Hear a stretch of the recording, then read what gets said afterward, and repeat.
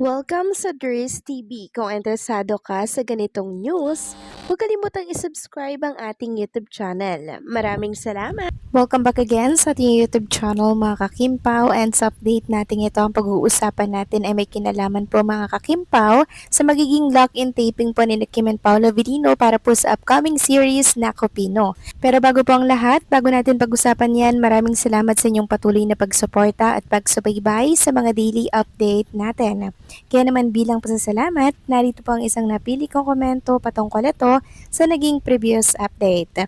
Mula ito kay Ginang Norma Dayag, sabi niya dito, Good PM Dries TV, wala si Kim sa Showtime ngayong Tuesday. Why? The most south na host sa Showtime kahit andyan si Meme Vice at Ann Curtis. Dries, totoo ba na lumipat na si Kim sa bago niyang bahay? Sana may house blessings muna yung bahay before naterhan nila kasi that is our belief. Hopefully, may magpaalala kay Kimi. God bless them both and also you, Gandara, and your family. Love na love ko silang dalawa. Nako, maraming salamat po sa inyong komento, Ginang Norma Dayag. Tungkol naman po sa katanungan ninyo na si Chinita Princess ay kung lumipat na ng bahay, hindi ko pa po sure mga kakimpaw kung may katotohanan ba yung mga lumalabas sa mundo ng social media. So yan po yung usapan sa social media mga kakimpaw, pero hindi natin sure kung ito po ay may katotohanan. Tungkol naman sa ganap ni Chinita Princess ngayon, meron po tayong nasagap mga kakimpaw sa isa sa mga kasamahan ni Chinita Princess mga kakimpaw. Kaya pala siya ay wala dito sa It's Showtime kanina dahil ito pala yung nangyari mga kakimpaw. So tatalakayin natin yan maya-maya lamang. Alam ko excited na po kayo sa kanilang upcoming series at may good news po ako sa inyo mga kakimpaw. Kaya stay tuned lamang kayo dyan, Ginang Norma Dayag, dahil mamaya tatalakayin natin yan. Okay? So maraming salamat sa inyong komento. God bless po at mabuhay kayo. So eto na nga, pag-usapan na natin ang mga balita po na nakalap natin sa update na to.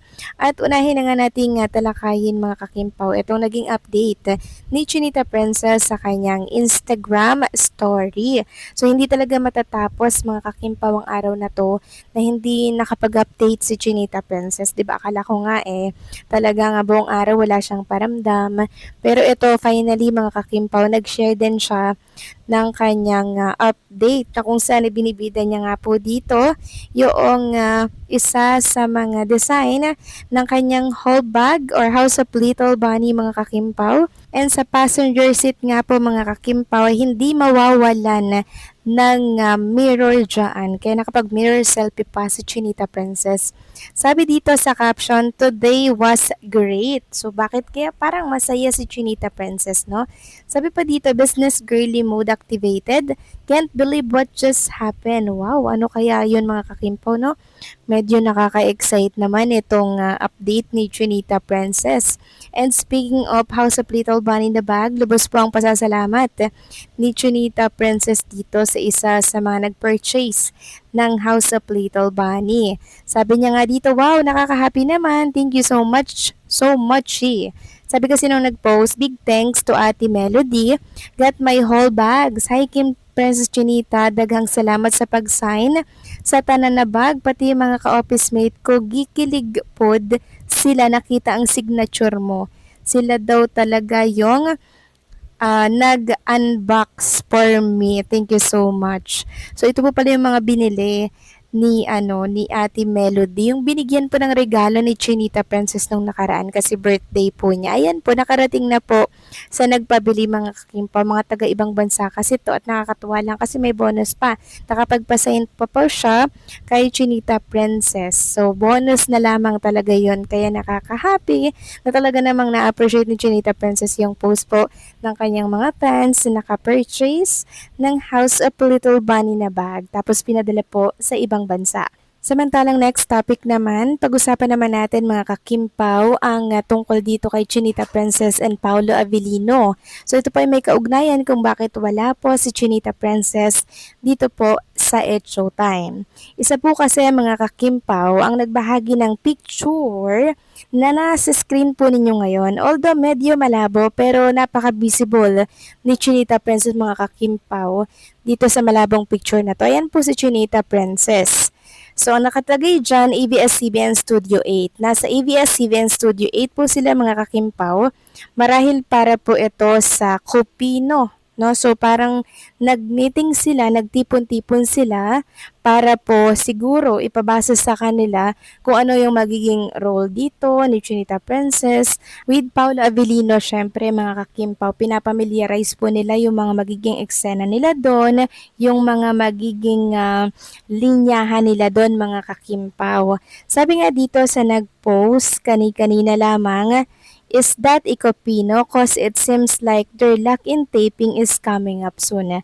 So parang magkakaroon nga po mga kakimpaw ng lock-in taping para nga dito sa Copino sa upcoming series nila na ipapalabas by November, mga kakimpaw. So naghahanda na po pala sila mga kakimpaw for Copino, kaya wala pala si Chinita Princess dito sa It's Showtime kanina. So magiging abala na naman, magiging busy na naman si Kim and Paula Avellino.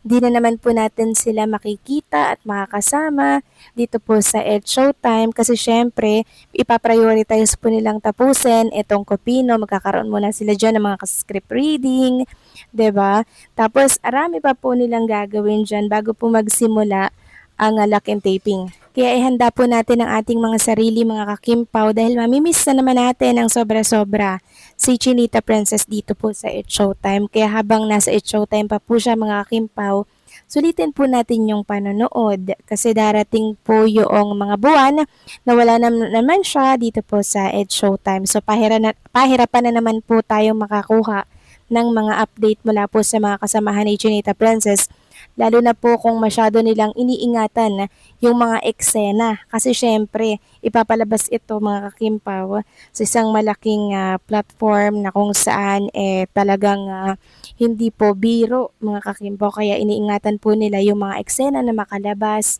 sa mundo po ng social media kasi syempre wala nang twist, wala na yung excitement pag nabulgar na kung ano yung takbo ng naturang story, 'di ba? Kaya naman pahirapan na naman po yung pagkuha ng update. Pero huwag kayong mag-alala, mga kakimpaw, dahil meron at meron naman tayong makukuha araw-araw na mga kaganapan kay Kim and Paolo. Once po na nag-lock-in taping na sila para po yan sa Copino. So preparation na po sila sa Copino, mga kakimpaw. And talaga namang busy na naman si Kim and Paolo Avellino. Kaya ihanda ang ating mga sarili dahil panigurado, mga kakimpaw, na mamimiss na naman natin sila. So crisis, taghirap na naman po sa mga update kay Kim and Paolo. Pero okay lang yan dahil sulit naman po ang ating pagtitiis. Dahil sa November mapapanood na po natin ang buong buo itong Copino na kung saan ay kinuha ang ibang eksena sa South Korea. So paano, mga kakimpaw, hanggang dito na lamang po ang update natin at maraming salamat sa patuloy po na pagsuporta.